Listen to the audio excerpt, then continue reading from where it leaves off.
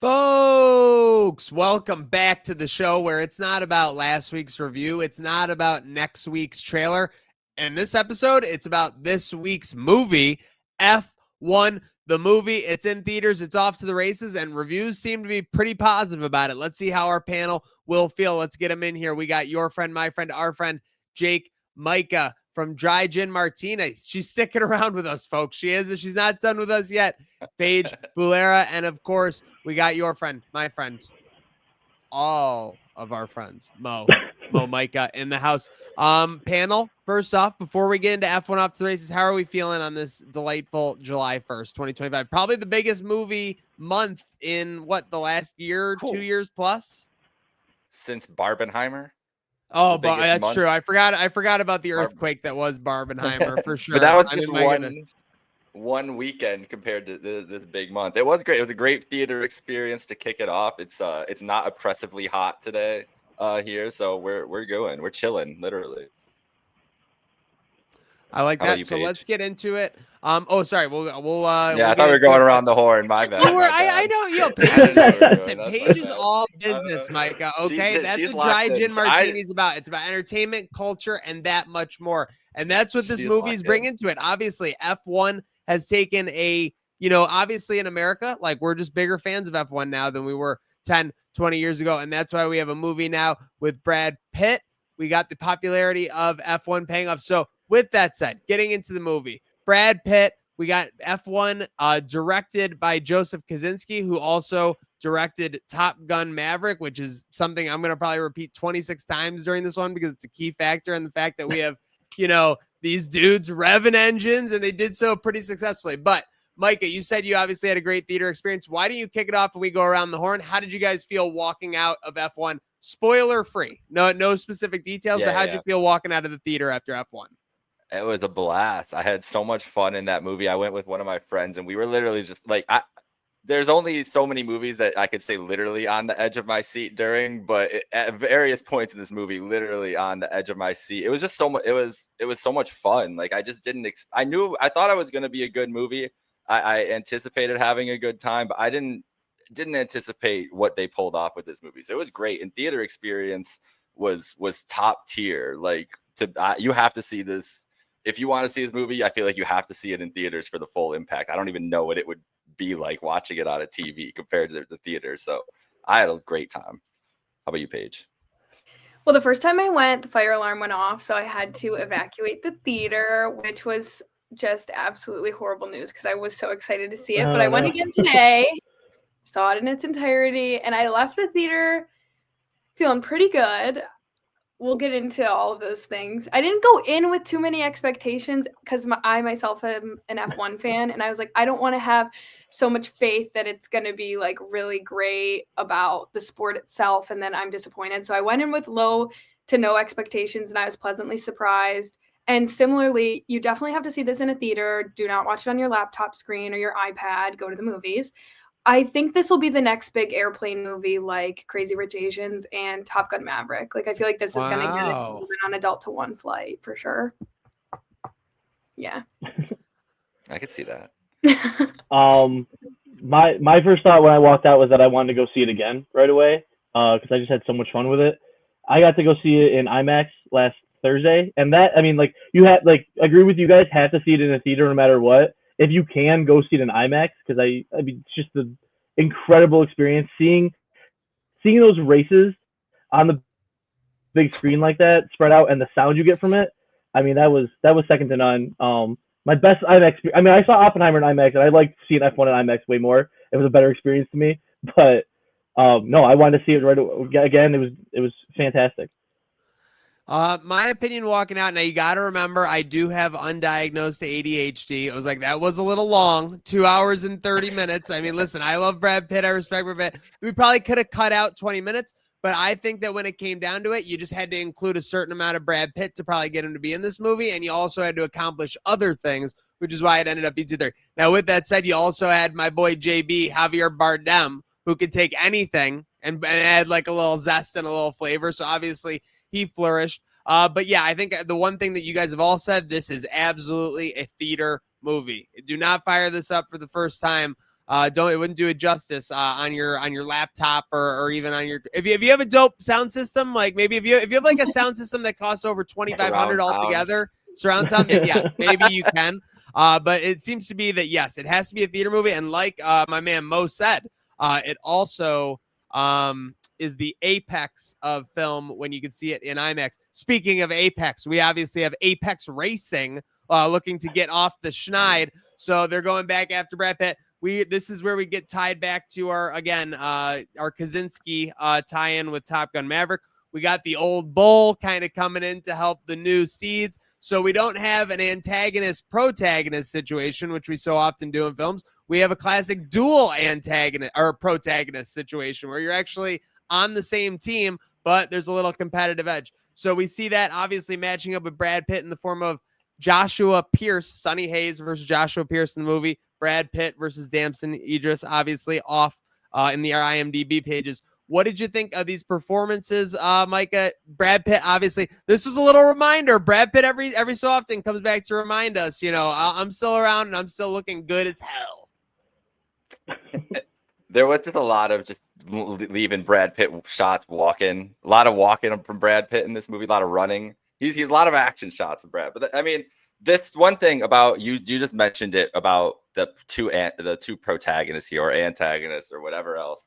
I thought this movie, more than any movie I've ever seen, any sports movie I've ever seen, and these two actors pulled it off. And I think that's part of the best part of these performances is that neither of them, like I was waiting at least in this movie for them to make like one of the heroic moments, right? Like one of them to make like the real selfless move to do something for the other. And we'll talk about it, whether that happened or not. But what this movie showed to me was two athletes at the peak of their powers who were the most confident in themselves and had egos and were, even if they were going to be good teammates or bad teammates, whatever, they cared about themselves above anything else. And that's what it takes to be a great competitive athlete, a professional athlete. Like all these people have an ego to get to where they are, to be great at what they are. To be the best at something like that, you have to believe you're the best. And I thought that these two actors in this role both portrayed athletes who believed that they were the best at they were, even with the different insecurities and everything that they had to portray throughout. That was still the core of it from literally the beginning all the way to the very end of this movie. They did a good job with that. So I was impressed by that with the performances. Paige, how'd you feel? Did Damson hold his own, or did he maybe even step it up against Pitt? I'm gonna speak freely here. So if you leave the theater and you watch the film in its entirety and you think that Brad Pitt was the best performer out of the entire cast, I think maybe watch it again, because Damson Idris and Javier Bardem, for me personally, were like the heart and soul of the film.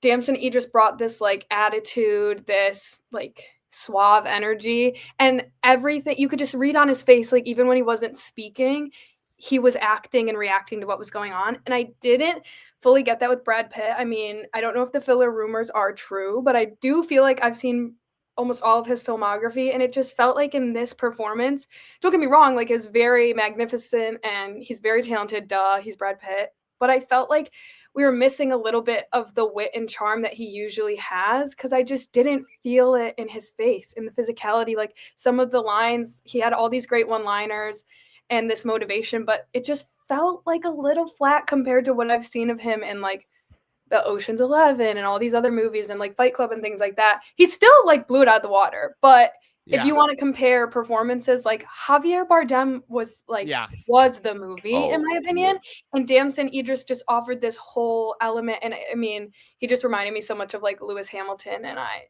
love Lewis Hamilton, so I was a big fan of them too.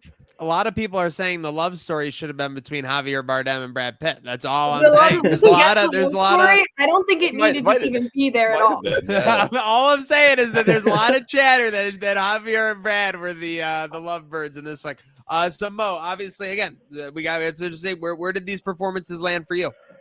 With the Paige's part about Brad Pitt, I agree. I mean, I didn't go away from that movie thinking, oh wow, Brad's putting on like a like an Oscar-worthy leading role. But I think it's the thing, he just plays off his natural charisma that he has and all of that, and that's why he didn't really put a lot into it. And I think when he's in the car and when he's driving, and then they're like, comments between him and like the crew or whatever you want to call it, like Carrie Condon's character and them all sitting at the table. I think that stuff's really good. It's everything out of the car where it's like he didn't give a shit about this. They styled him. He looks fucking sick, but he doesn't care about this. He just wants to be in this car and like putting in his whatever work he wants to. And with Damson Idris, I thought he was good. I hadn't seen him in anything. I know he was in Snowfall, and that's his big role in the TV show. But I haven't really seen him in anything. I thought he was good, and I'm intrigued to see more out of him in the future. And then I think everyone was a great like supporting cast. But I wasn't done yet. Oh my God, you haven't lived. It's like you haven't like tried Italian food, like essentially. Like there's a whole culture. I mean, I mean, Skyfall. Oh my gosh, like even and those are like his like popcorn movies. I don't know what you're coming after me for. I don't know. I said I didn't know Damson Idris. Oh, my bad. I'm sorry. I cut out for me. It cut out for me. I'm sorry. No. I know. No, I think everyone's supporting was good. Bardem, Tobias Menzies, who kind of plays like the board member we see, Carrie Condon. I thought they were all great. And even like, you don't get a lot from the F1 racers in this movie. They aren't asked to act, actually. But just like their knowing looks that they give and stuff. Like that last race with Lewis Hamilton, I think that's like all you needed out of them. And that was cool. Absolutely, guys. How hard do you think Brad learned how to throw the cards, or did he always know how to do that? Do you think that's something he just does on his own all the time? There, he's just like, let me cook with this. This is gonna be my thing. Sonny just started throwing cards one day on set because I was like, why? Probably like this. It looked fun. It made me want to like go put a bucket in the corner. He wasn't also like doing great at it. Like it was like they were all over the place. So it's not like he like practiced his skill, No. But. He wasn't very so good we will get into, I would say we'll get into spoilers because obviously we're talking about performances. We're talking about the movie itself. Obviously we got Brad Pitt as Sonny Hayes. We got Damson Idris as Joshua Beers. By the way, if Brad Pitt's addicted to fast moving vehicles and being in those movies, I think that's a separate discussion that we have to have at another time after Bullet Train and this. I think he's on a clear trajectory. With that said, I'll mention for the third time now. I said I get to like 20 plus. Joseph Kosinski, you have an ensemble cast. You got the old bull kind of coming in to help the team. Very similar to Top Gun Maverick. Loud engines. The overall movie, I mean, I thought it was pretty well put together. I think if you're going to nitpick anything, and I know that Paige is ready to in the bottom corner there, and I can't wait. But maybe the second act like a little long. That's my biggest thing is I think you could shave 15 to 20 minutes off this movie and you can get out. And I think it's a better movie at 210.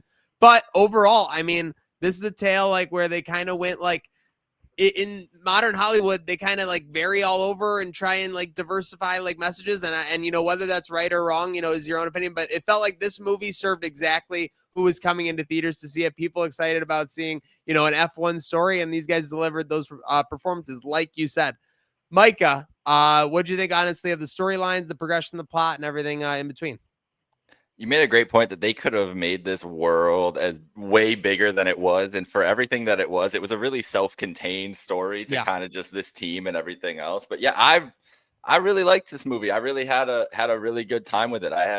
I do think that if you're you're going in, exactly what you're going to get out of this movie. If you're expecting if you think you'll enjoy it, you probably will. And like we said, the theater experience is definitely the preferred experience of this. But I thought I agree with you guys. It probably could have shaved off 10, 15 minutes. But with Apple putting out a movie like this and getting the actors they did, they probably paid some extra money and were like, hey, you get extra 3 minutes of screen time to get you to do this movie, and those start to add up once you start putting a film together. And it still moved fast for me, no pun intended. Like honestly, for me, it felt like a long movie, but it wasn't like I felt at any point it was dragging per se or anything. But there was some dialogue and just some stuff that didn't need to be in there. But overall, if you're there to see the interactions between the crew and then the race and the tension that creates, that to see during that,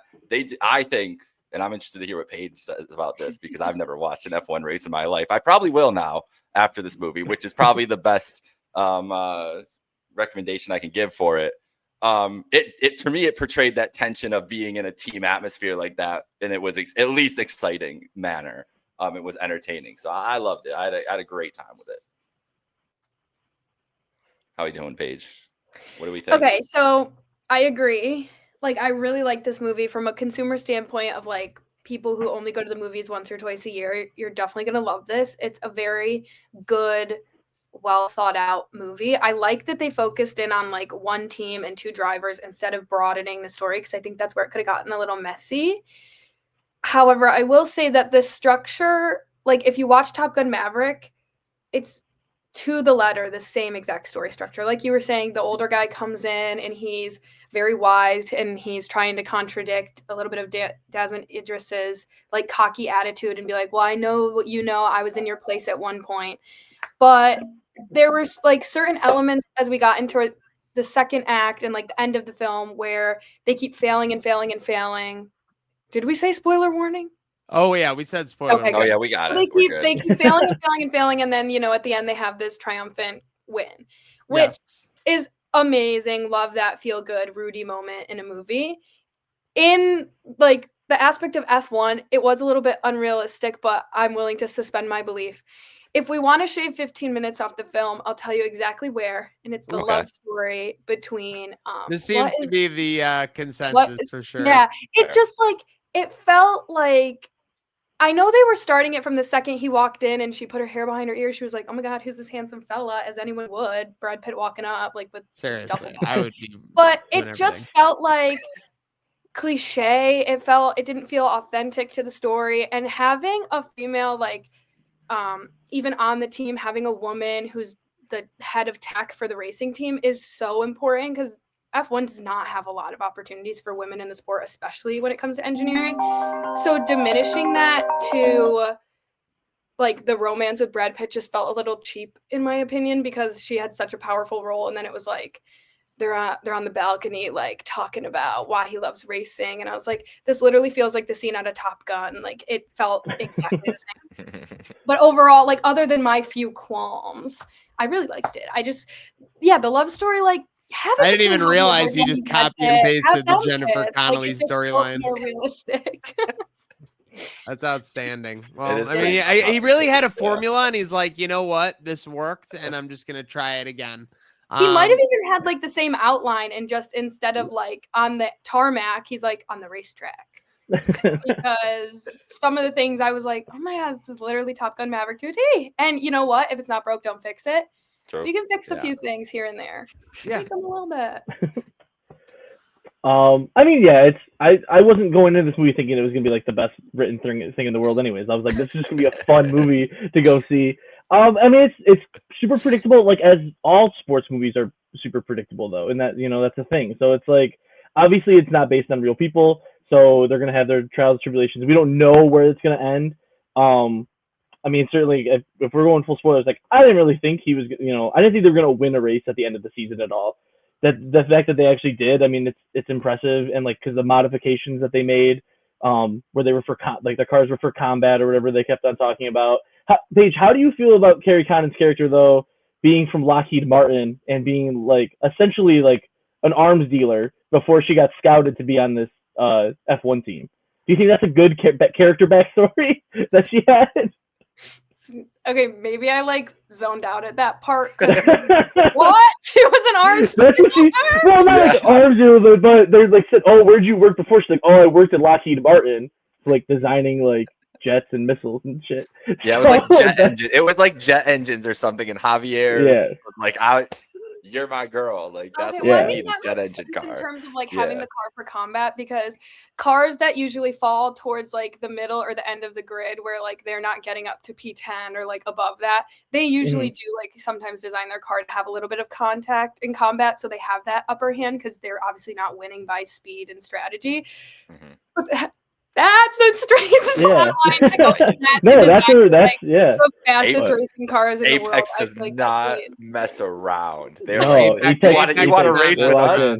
Let's go. Let's go. Yeah. But no, I mean, I wasn't going for any like amazing story.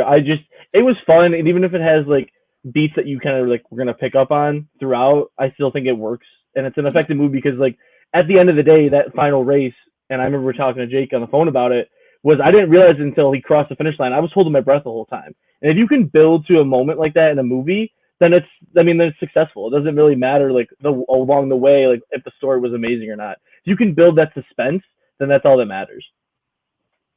Yeah, agreed. And speaking of which, the best inspiration for great ends like that is reality. Did you guys? Now, am not as familiar with F1 as some people are. I definitely should be a little bit more familiar with it with my sports acumen.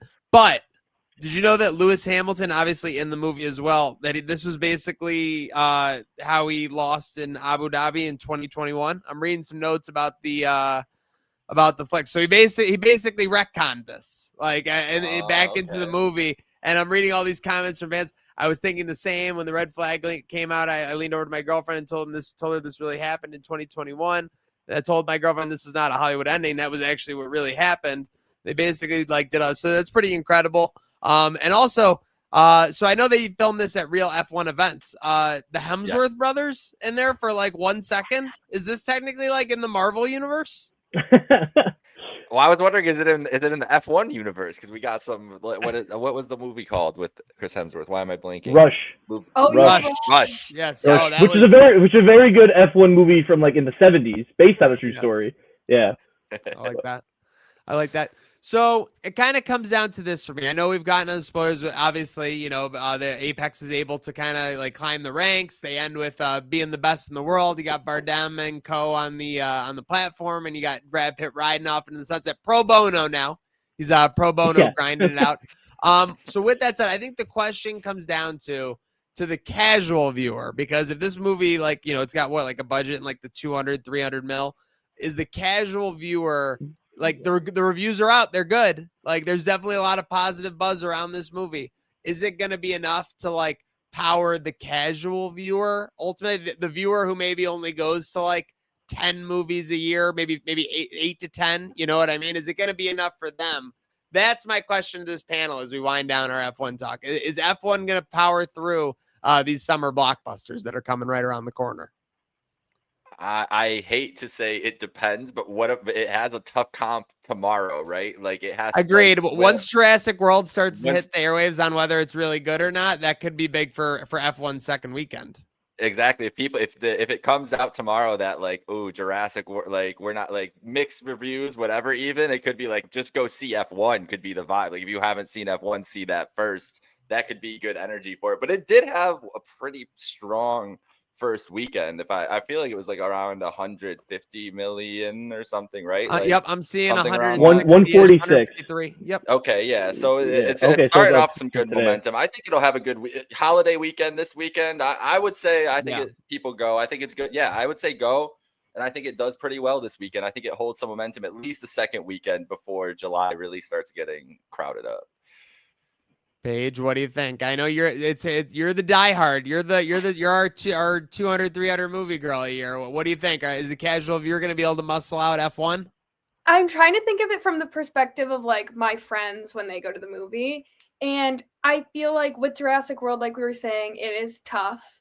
However, you have the director from Top Gun Maverick, which was a huge success. So I feel people are just kind of looking for that kind of movie where they can go into something and know what to expect. Like you were saying with ADHD, I think people by the day have less and less attention span for movies. So that should be interesting with that. Jurassic World, I mean, you have Superman coming out soon, Fantastic Four. So there's all these movies coming out. So it's really up to the consumer, as in out of all these movies, which one do I care to see first before it comes to my television screen?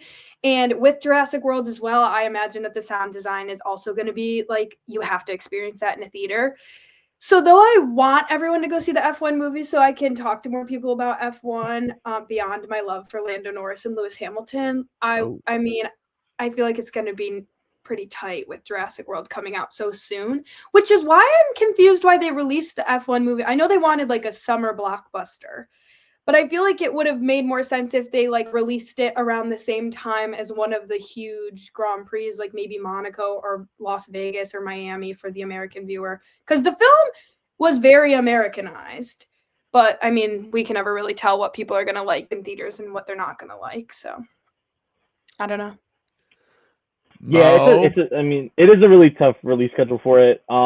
Even this is the thing, Jurassic Park, the early reviews on it are very mixed already, but it doesn't matter like the last movie was also mixed, and all three of those Jurassic World movies really were mixed reviews, and they all made $1 billion. Yeah. So people just want to see dinosaurs and people eating people and people fighting dinosaurs.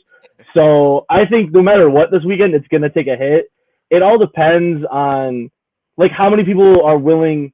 I mean, they're getting bumped off IMAX screens this week, so that's gonna hurt the box office right there. It's all just like people are willing to go see multiple movies in a weekend, which obviously like most of us I think would be like, yeah, well of course we'll go do that. But are you gonna get that casual person to do that? I don't know. I think they probably thought this movie was going to do better internationally too, because F1 is so much bigger in Europe. But I mean, it's sitting right now. I'm looking. It only says 89 million. It's not great. So I don't know. I think like I want them to make at least like the money back on this, but that's quite a ways to go. Like Maniac, you mentioned, there's the Apple and Joseph Kosinski and Brad Pitt. They're like, oh, it's $200 million budget. But all these other reports are like, no, it's like $300 million. Yeah. So they gotta get to like between 600 and 700 million. That's a big difference. Yeah. So just because it is 150%. So everything is 150% different. And yeah, like when there's the whispers out there that it could be 300, well, it could easily be 346. You know, right. at this point. Right. But that's the thing. Apple doesn't give a shit about this though. Yeah, I was gonna say, we're making all this money with everything else. When I looked at who was distributing it, I'm like, okay, they can afford to maybe burn a little money on this one. Well, it's the same thing.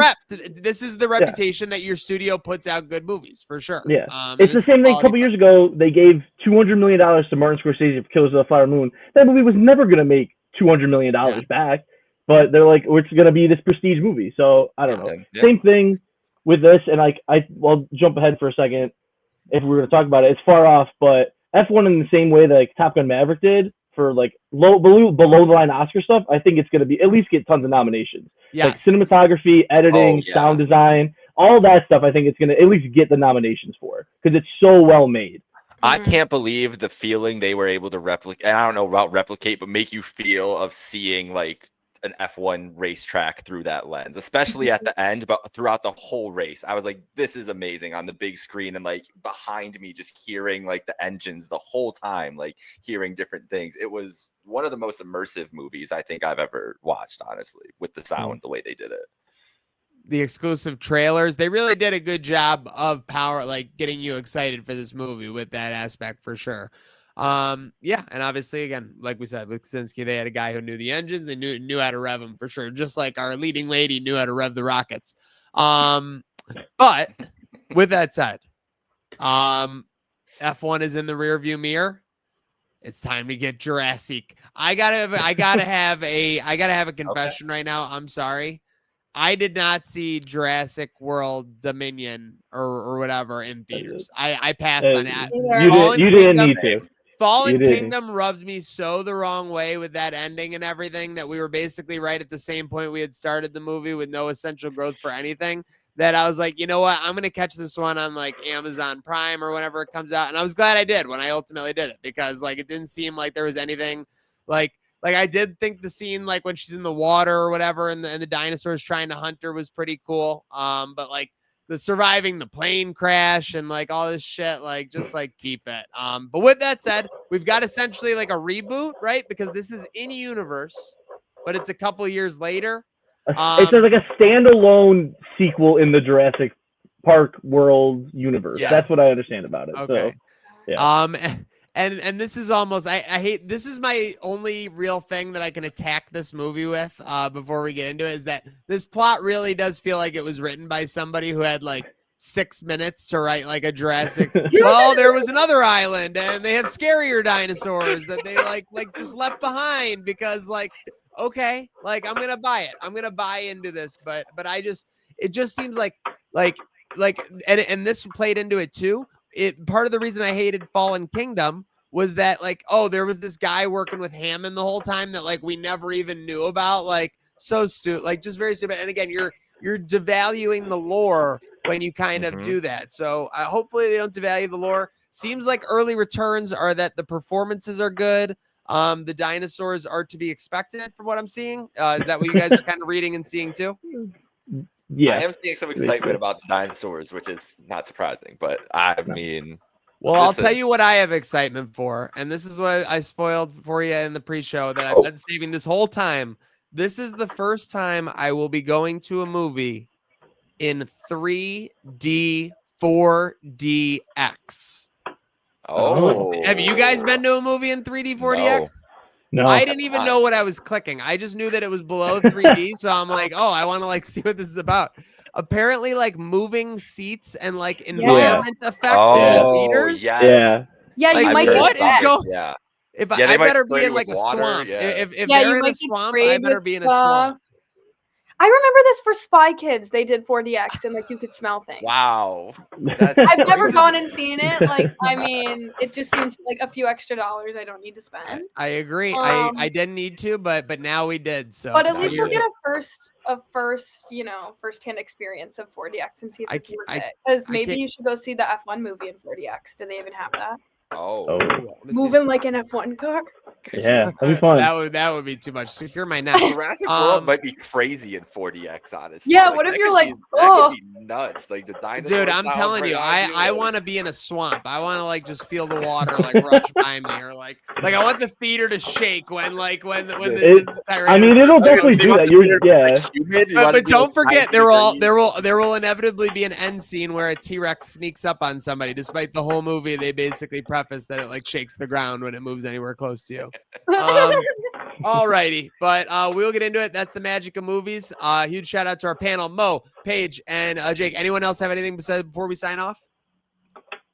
No. All right, go to the theaters. F1's in the river. I think 2025 could be the year where theaters came back. Truthfully, with the way things are pacing, F1 needs a strong second. We can do it. What do you got, Paige? No. Oh, if movie theaters want to make a comeback, I have one suggestion, and it's pretty important. Please, for the love of God, bring back a physical movie stub. Yes.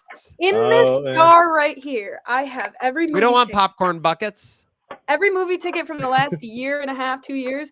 And these are the ones at the AMC. Now they're like a little receipt. The one I got at Flix today was literally just a receipt that said like my total and F1 movie. Bring back movie tickets and people will go. They want little trinkets. I want trinkets. Bring them back. Well, that's an argument people have for sporting events too, is that they want like commemorative tickets. Sports, bring it back. You can afford it, I promise. Yeah, it's not the same. They can. We'll see if they do the right thing and bring it back. Bring them back for Paige. With that said, we are turning the page. F1 into the rear view. We'll see what Jurassic World Rebirth has to bring us coming out in theaters tomorrow. We're booked to see it. We'll have that soon. We'll keep you posted where that's coming. But huge shout out for Mo, Paige of Dry Gin Martini, and Jake, Mike, of course, for myself, Maniac. Huge shout out to our sponsor, Cellino Plumbing. I assume the characters at Jurassic World Rebirth will be running into a problem, but if you run into a problem at your house, remember that Cellino has every service you can need and your happiness guaranteed. Call 716-68-FLUSH. With that said, it's not about last week's trailer. It's not about next week's review. It was about this week's movie, and have a good night now.